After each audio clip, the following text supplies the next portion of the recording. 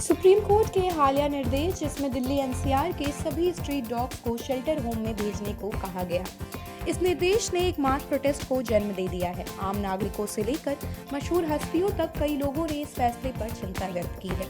इसमें experienced actress Sharmila Tagore भी शामिल हैं, जिन्होंने इस मुद्दे पर रेयर पब्लिक बयान देते हुए काइंडनेस और सेंसिटिविटी की अपील की। एनसीपी के राष्ट्रीय प्रवक्ता अनीश गवांडे द्वारा एक्स पर साझा किए गए एक वीडियो में शर्मिला टैगोर ने कहा, आज हम एक कंसाइंस के संकट का सामना कर रहे हैं। सुप्रीम कोर्ट का हालिया फैसला हमारे समाज के उन बेजुबान और असहाय प्राणियों पर दरवाजा बंद करने जैसा है। काश इस फैसले में जीवन की सुरक्षा और पवित्रता को केंद्र में रखा गया होता। एक संतुलित प्रतिक्रिया की मांग करते हुए उन्होंने कहा, काश तथाकथित डॉगमेंस कुत्तों के खतरे की जड़ में मौजूद प्रणालीगत खामियों के प्रति एक अधिक संवेदनशील और सोची समझी रणनीति अपनाई गई होती। उन लोगों की आवाज दबाकर जो खुद को बचा नहीं सकते, हम अपने भीतर की किसी मूलभूत चीज को खोने का जोखिम उठा रहे हैं।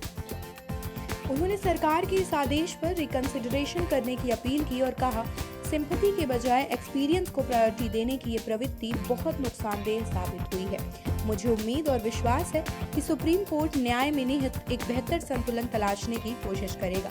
इतनी क्रिटिसिज्म के बाद मुख्य न्यायाधीश गवई ने 13 अगस्त को इस आदेश की समीक्षा करने पर सहमति जताई। आपको बता दें कि इस विकास पर प्रतिक्रिया देते हुए एक्टर रणदीप हुड्डा ने इस पुनर्विचार का स्वागत किया और ट्वीट किया, ये सुनकर बहुत अच्छा लगा कि माननीय सीजेआई ने एनसीआर में आवारा कुत्तों से जुड़े फैसले पर फिर से विचार करने का निर्णय लिया है। कानून बनाना और उसे लागू करना सबसे पहला ह्यूमैनिटी होना चाहिए और इसके लिए जरूरी ढांचा और सेंसिटिविटी का भी ध्यान रखा जाना चाहिए।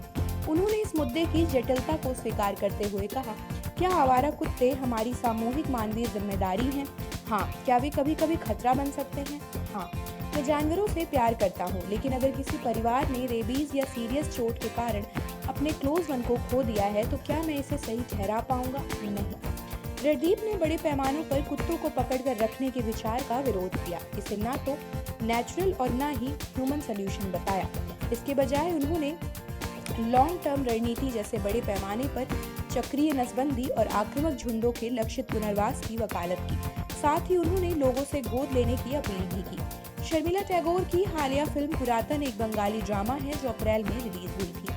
सुमन घोष के निर्देशन में बनी इस फिल्म ने 14 साल बाद उनका बंगाली सिनेमा में वापसी का संकेत दिया। वहीं रणदीप हुड्डा की हालिया फिल्म जाट एक हाई ऑक्टेन एक्शन थ्रिलर है जो 10 अप्रैल को रिलीज हुई थी, जिसमें उन्होंने सनी देओल के अपोजिट खलनायक की भूमिका निभाई है। आप देख रहे हैं सौगंध टीवी, सौगंध वतन की।